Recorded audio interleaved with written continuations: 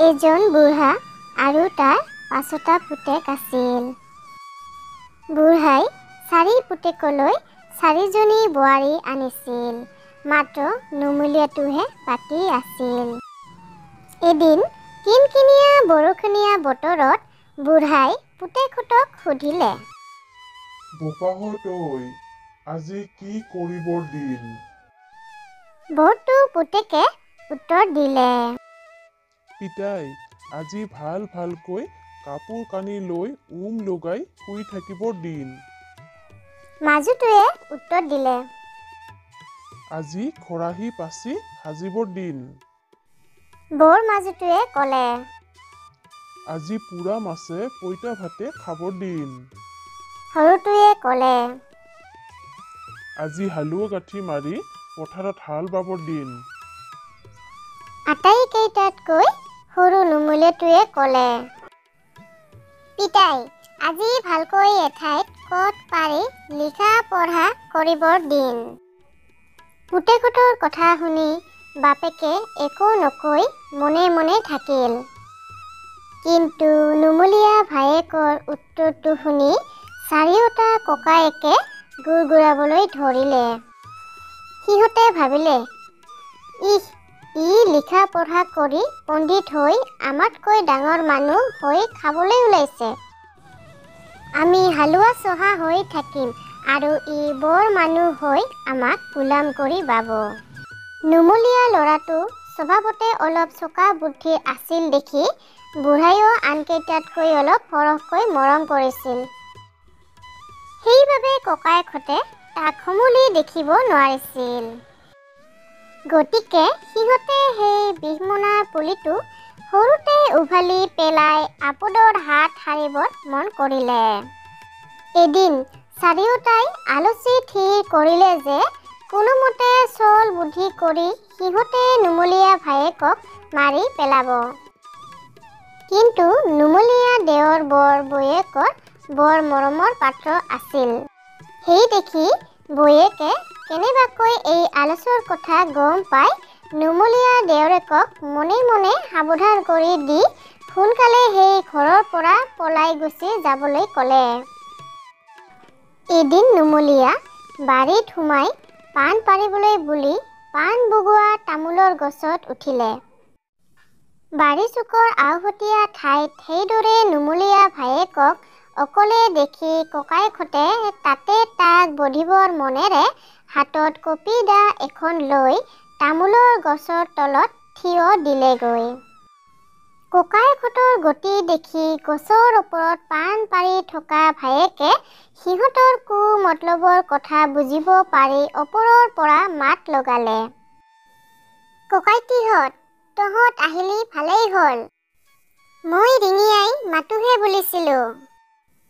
পাণজোপাৰ এইখিনিতে আমৰলি পৰুৱাৰ বাঁহ এটা আছে, পাণ পাৰিবই নোৱাৰি। মোক দাখন দেচোন, বাঁহটো কাটি তললৈ সৰাই দিওঁ।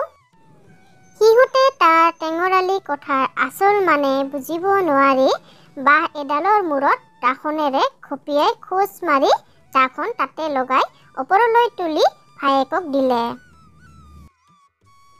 দাখন পায়েই ভায়েক মিছা মিছিকৈ আমৰলি বাঁহ আঁতৰোৱাৰ চল কৰি খপকৰে তামোলজোপাৰ পৰা পিছলি মাটিত পৰিয়েই ঘপ ঘপ কৰে ককায়েকহঁতৰ মূৰকেইটা কাটি পেলালে। সি এই কাম কৰি অতাই ঘৰলৈ নগৈ 4 ককায়েকৰ মূৰ 4টা তাৰ গাৰ পানী গামোচাখনেৰে টোপোলা বান্ধি লৈ গাড়ী 4টা তাতে এৰি থৈ বিদেশলৈ গুচি গ'ল। যাওঁতে বাটতে গধূলি হ'লত ওচৰতে কুঁহিয়াৰণি এখনৰ মাজত টঙি এখন দেখি তাতে ৰাতিটো কটাবৰ মনেৰে উঠি থাকিল। টঙিত উঠিয়েই সি মূৰ 4টা টঙিৰ চাৰিওফালে আঁৰি বহি থাকি কিছুমান বেলিৰ মূৰত কলমুটিয়াবলৈ ধৰিলে।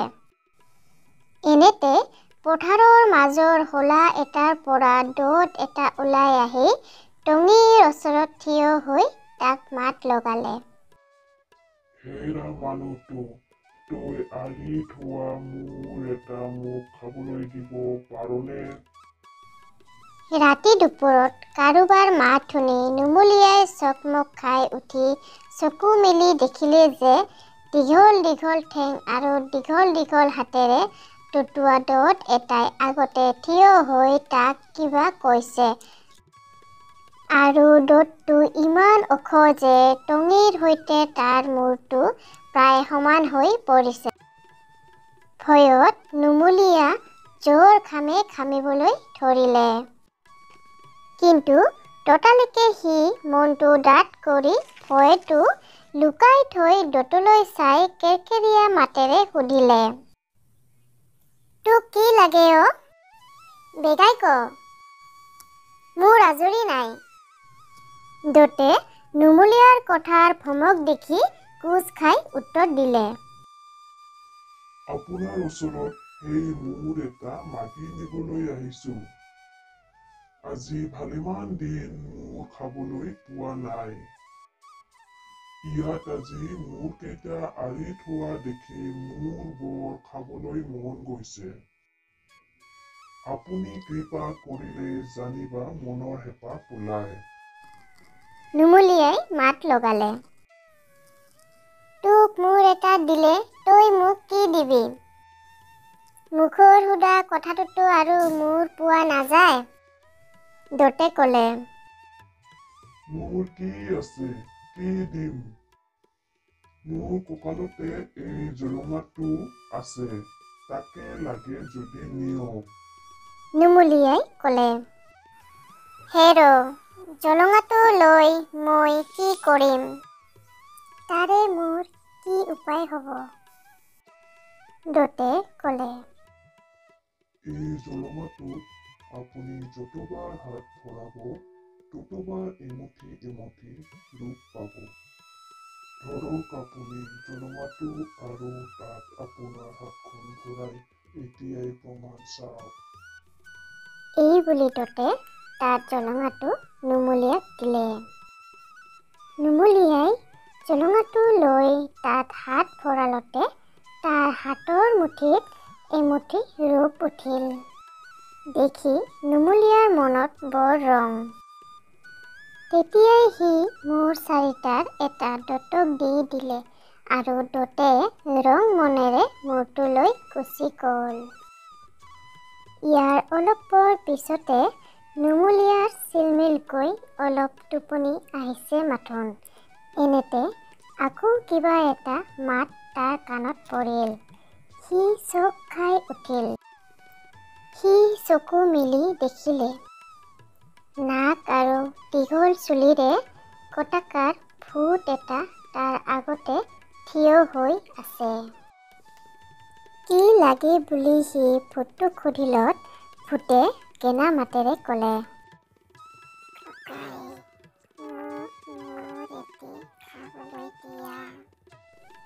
নুমলীয়াই ক'লে, মূৰ দিলে তই মোক কি দিবি ক, তেহে দিব পাৰোঁ। ভূতে ক'লে, মোৰ হাতত এই টোকনডাল দিম। টোকনডালৰ উপকাৰ কি বুলি নুমলীয়াই সুধিলত ভূতে ক'লে, যাকে তোমাক মাৰিব মন যায় তাকে মাৰিবলৈ এই টোকনডালক ক'লে টোকনডালে তাকে মাৰিবগৈ। এই কথা শুনি নুমলীয়াই তাৰ মূৰ এটা দি ভূতৰ টোকনডাল ল'লে। এই ঘটনাৰ পৰা এখনমান তামোল খোৱাৰ পিছত কুটকুৰা চুলি, চলাচল বগা দাঁত, জুই আঙুলি যেন চকু আৰু গেমেথা ওঠেৰে জক এটাই আহি নুমলীয়াক মূৰ এটা খাবলৈ খুজিলত নুমলীয়াই মাত লগালে, তোক মূৰ দিলে তই মোক কি দিবি? জখে উত্তৰ দিলে, মোৰ হাতৰ জৰীডাল দিম। জৰীডালৰ গুণ কি বুলি সি সুধিলত জখে ক'লে, এই জৰীডালক পাচিৰে যাকে বান্ধি আনিবলৈ ক'বা তাকে সি বান্ধি আনিবগৈ। এই কথা শুনি নুমলীয়াই মূৰ এটা দি জৰীডাল ল'লে। মূৰটো লৈ জকটো গুচি গলত নুমলীয়াই নানা কথা ভাবি শুব নোৱাৰি হাঁচতিখন মেলি তামোল পাণ উলিয়াই কাটি তামোল এখন মুখত দিছে মাথোন। এনেতে পথাৰৰ সিমূৰে ডাঙৰ আম গছ এজোপাত থকা ব্ৰহ্মদৈত্য এটাই বেঙা মেলি আহি টঙিৰ ওচৰত থিয় দিলেহি। দৈত্যটোৰ আকৃতি দেখি নুমলীয়াই মাত লগালে, তই কোন? কি লাগে? সি উত্তৰ দিলে, মই বৰহম দৈত। সৌ আম গছজোপাতে মই থাকোঁ। মই তাৰ পৰা দেখি আছো তুমি তোমাৰ 4টা মূৰৰ 3টা বিলালা। বাকীটো মোক নিদিয়ানো কিয়? কিবা বোলেনে আজি মোৰ মুখখন কেটেপা কেটেপ লাগি আছে। তাৰেই মুহুদিটো কৰি মুখখন ফৰফৰাই কৰি লওঁ বুলি ভাবিছোঁ। নুমলীয়াই সুধিলে, মই তোক মূৰটো দিলে তই মোক কি দিবি? সিহঁতকেইটাই একোটা বস্তুৰে মূৰৰ বেজ দিহে মূৰ নিছে। ব্ৰহ্মদৈত্যই ক'লে, সেইটো মই জানো, দেখি আছো। সেই দেখি মই পিন্ধি থকা মোৰ এই ভৰিৰ খৰমজোৰকে তোমাক দিবলৈ বুলি আনিছো। খৰমজোৰৰ পৰা মোৰ কি উপকাৰ হ'ব? বুলি নুমলীয়াই তাক সুধিলত সি ক'লে, এইযোৰ পিন্ধি তাক তুমি যলৈকে যাবলৈ ক'বা তলৈকে চকুৰ পচাৰতে সেইযোৰে তোমাক লৈ যাব। এই কথা শুনি নুমলীয়াই খৰমজোৰ লৈ মূৰটো দিলত ব্ৰহ্মদৈত্য গুচি গ'ল। এনেতে ৰাতি পুৱাল। নুমলীয়াই হাতত টকান আৰু জৰি আৰু কঁকালত জলুঙা ওলোমাই লৈ খৰমজোৰ পিন্ধি খৰমক ক'লে, খৰম অ' খৰম, মোক লৈ এতিয়াই অৱন্তী নগৰলৈ যা। চকুৰ পচাৰতে খৰমে নুমলীয়াক অৱন্তী নগৰত উলিয়াই দিলেগৈ। অৱন্তীত মহা হুলস্থুল। তাত এটা সিংহই মানুহ গৰু মাৰি খাস্তাং কৰিছে। ৰজা আৰু প্ৰজাই অনেক পুৰুষাৰ্থ কৰিও সিংহটো মাৰিব পৰা নাই। নুমলীয়াই সেই খবৰ শুনি ৰজাৰ ওচৰলৈ গৈ ৰজাক ক'লে, স্বৰ্গদেউ, মই চিকাৰী মানুহ। ৰজাই ক'লে, তই যদি চিকাৰী তেন্তে মোৰ দেশত উৎপাত কৰা সিংহটো মাৰি দে। নুমলীয়াই মাৰিব পাৰিব বুলি গাত ললত ৰজাই ক'লে, যদি নোৱাৰ তেন্তে মোৰ আগত মিছা কথা কোৱা বাবে তোক শূলত দিম। নুমলীয়াই উত্তৰ দিলে, দিব স্বৰ্গদেউ, কিন্তু যদি মাৰিব পাৰোঁ তেন্তে মই যিহকে খোজো তাকে মোক দিব লাগিব। ৰজাই দিম বুলি অংগীকাৰ কৰিলত নুমলীয়াই নগৰৰ মাজৰ ডাঙৰ পথাৰ এখনৰ মাজলৈ গৈ জৰীডালক ক'লে, জৰী, তই সিংহটো বান্ধি এতিয়াই মোৰ আগলৈ লৈ আহগৈ।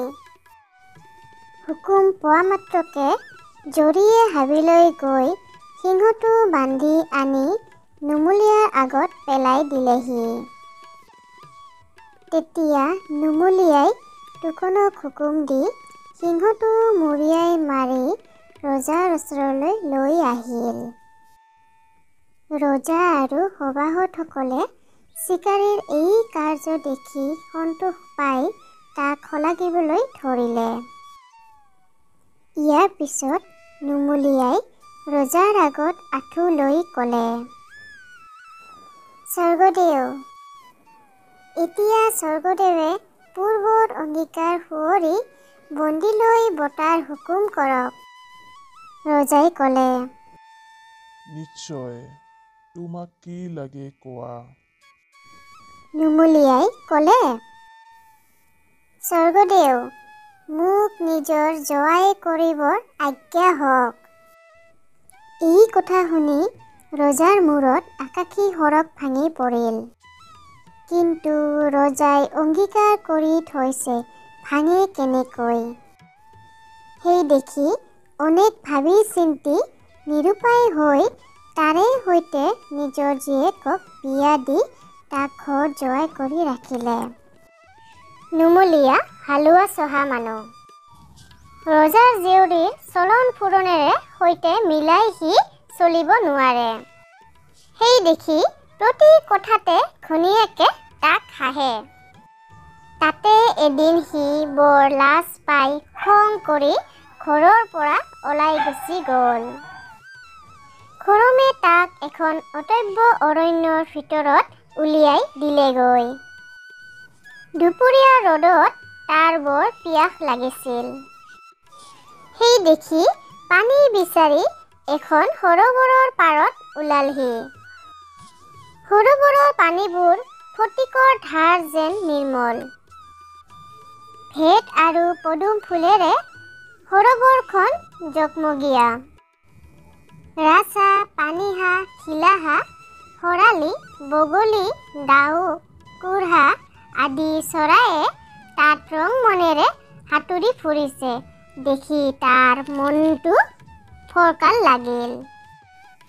সি নামি গৈ একাজলি পানী খাই উঠি দেখিলে যে পাৰত আহঁত গছ এজোপাৰ তলতে জুপুৰি ঘৰ এটা আছে।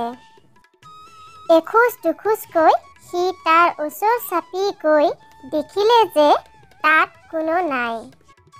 মাথোন এখন জুহালত দখৰা খৰিৰ এঙা ছাইৰে সৈতে পৰি আছে।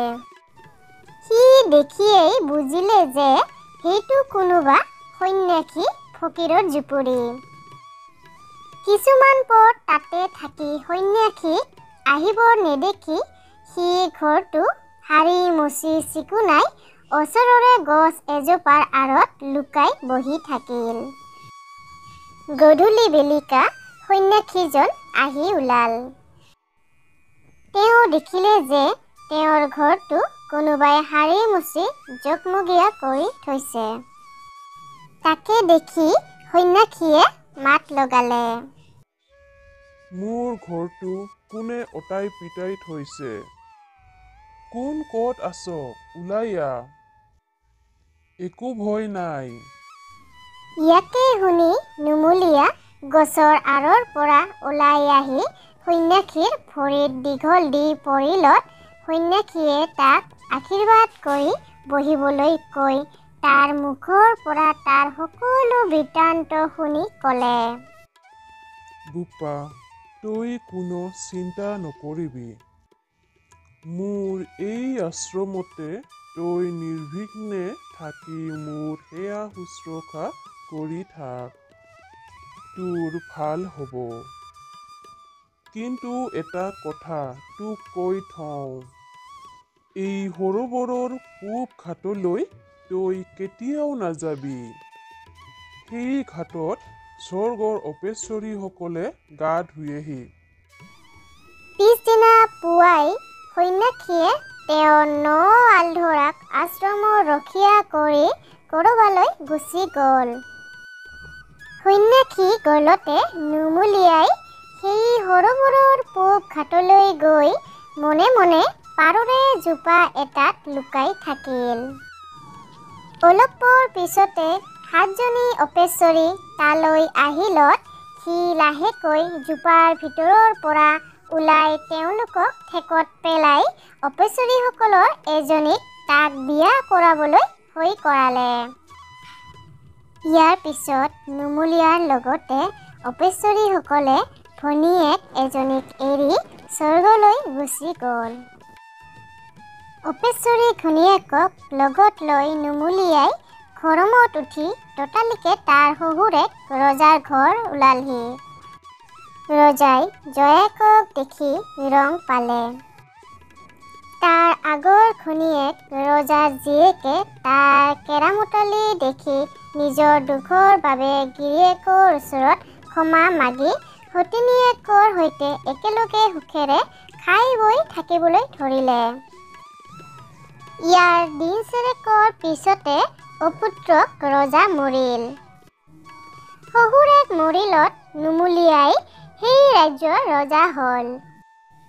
সি ৰজা হৈয়েই তাৰ বাপেক থকা ৰাজ্যৰ ৰজাৰ ওচৰলৈ কটকী পঠিয়াই কোৱাই পঠিয়ালে যে হয় ৰজাই তাক ৰাজ্য এৰি দিয়ক, নহয় যুদ্ধ দিয়ক। কটকীৰ কথা শুনি ৰজা ঘৃতাহুতি যুঁজ দিবলৈ সাজু হ'ল। নুমলীয়া ৰজাই লা লগোৱা ঘোঁৰা, হাতী, ৰণুৱা বনুৱা লগত লৈ সাজি পাৰি যুঁজ দিবলৈ আগবাঢ়ি গ'ল। দুই দলৰ ভিতৰত যুঁজ লাগি গোটেইখন কোৱা মোৱা লাগি পৰিল। শেহত নুমলীয়া ৰজাই জৰীক পঠিয়াই দি সেই ৰজাক কটা বান্ধ দি অনাই টুকুনক মাৰিবলৈ হুকুম দিলত ৰজাই দাঁতত ফুটা লৈ দীঘল দি নুমলীয়া ৰজাৰ ভৰিত পৰি ক্ষমা মাগিলে। তেতিয়া নুমলীয়া সন্তুষ্ট হৈ ৰজাক নামাৰি সপৰিবাৰে সেই ৰাজ্যৰ পৰা উলিয়াই দিলে। তাৰ পিছত নুমলীয়াই বুঢ়া বাপেকক বিচৰাই অনালে। বাপেক ওচৰ পালতে নুমলীয়াই ক'লে, আপুনি মোক চিনি পাইছেনে? বাপেকে নুমলীয়াৰ মুখলৈ কিছুমান বেলিৰ লাগি চাই থাকি ক'লে, স্বৰ্গদেউ, চিনো চিনো যেন লাগিছে, কিন্তু ক'লে কটা যাম। নুমলীয়াই ক'লে, কোনো ভয় নাই, নিৰ্ভয়ে কোৱা। বাপেকে ক'লে, স্বৰ্গদেউক মোৰ নুমলীয়া পুতু যেন লাগিছে। এই কথা শুনি নুমলীয়াই বাপেকৰ ভৰিত পৰি সেৱা কৰি আগৰ পৰা গুৰিলৈকে সকলো কথা ভাঙি কলত বুঢ়াৰ চকুৰ পৰা আনন্দৰ ল ববলৈ ধৰিলে। ইয়াৰ পিছত নুমলীয়াই বাপেকক সেই ৰাজ্যৰে ৰজা পাতি নিজৰ ৰাজ্যলৈ উভতি আহিল আৰু দুয়োজনী কুঁৱৰীৰে সৈতে গৃহবাস কৰি মহাসুখে ৰাজ্য ভোগ কৰি থাকিল। মোৰ কাপোৰ কানি কলা হ'ল, গুচি আহিলোঁ।